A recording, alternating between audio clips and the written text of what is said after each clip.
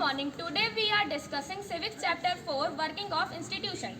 Democracy is not just about people electing their rulers. Have to follow some rules and procedures. They have to work with and within institutions. This chapter is about the working of such institution in a democracy. Try to understand this by looking at the manner in which major decisions are taken and implemented in our country.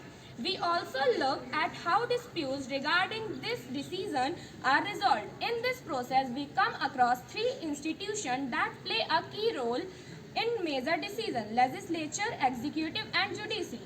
Now we see who are the major decision makers who taken major decision for our country. The decision makers. The major decisions involved in government orders are President. He is the head of the state and it is the highest formal authority in the country. Prime Minister. He is the head of the government and actually exercises all the governmental powers. He takes the most of the decision in the cabinet meetings. Parliament, it consists of presidents and two houses, Lok Sabha and the Raj Sabha. After that, we'll talk about office memorandum, issuing of government order. A government order is written direction on an issue issued by the government authority, which is actually an office. It is called an office memorandum. After that, controversy over the order. The issuing of order sometimes lead to the countrywide protest. Some of the protests are violent. Third, appeal to the stop implementation of order. Some persons and associations file a number of cases in courts against the order. They appeal to declare the order invalid and it is called implementation. Need for political institution. Political institution are the arrangement made in the democracy to take and implement decision to see what is right or what is wrong. In the case of the disputes regarding the decision, a democracy work well when these institutions perform function assessment to them. Political institution. The Prime Minister and the Cabinet are institutions that takes all important decisions are legislature branch. The civil servant working together are responsible for taking steps to implement decision are executive branch. Supreme Court is an all important decisions are legislature branch. The civil servant working together are responsible for taking steps to implement decision are executive branch. Supreme Court is an institution where disputes are that resolved between citizen and government are democracy.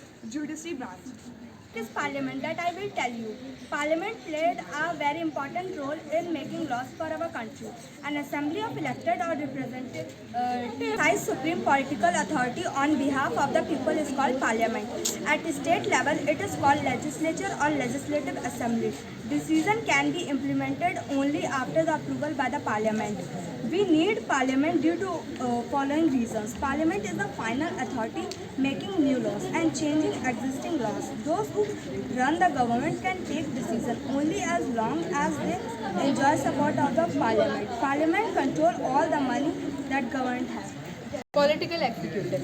Functionaries who take day-to-day decisions on the behalf of the people but do not exercise supreme power. They are called executive because they are in the charge of the execution of the policies of the government. There are two types of the executive: permanent executive and political executive. Political executive. One who is elected by the people for a specific period of time is called the political executive.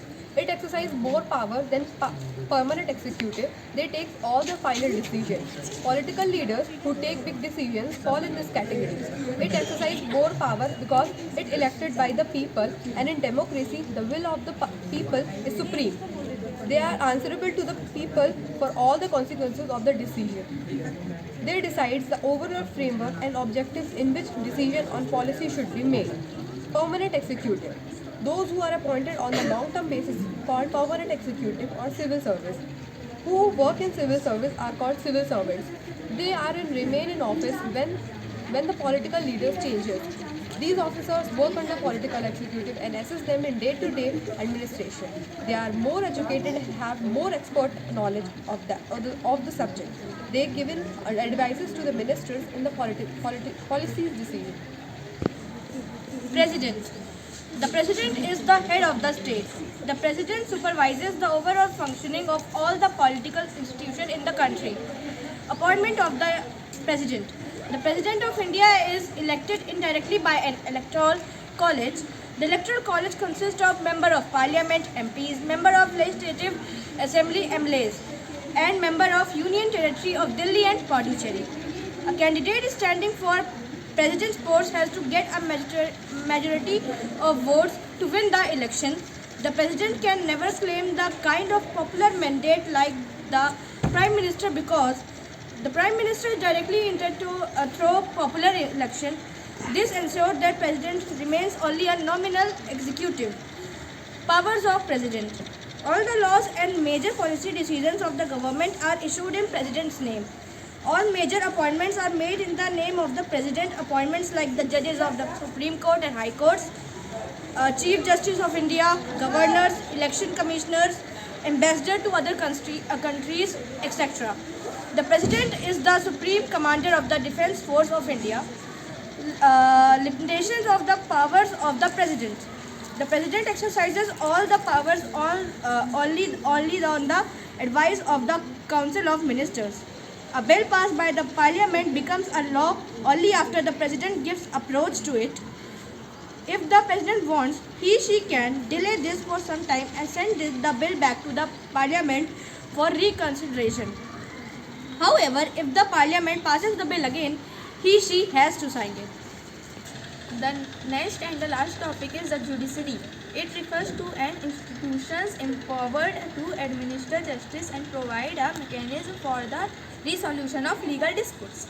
The Indian judiciary consists of Supreme Court, High Courts and subordinate courts in the state and district courts and the courts at local level.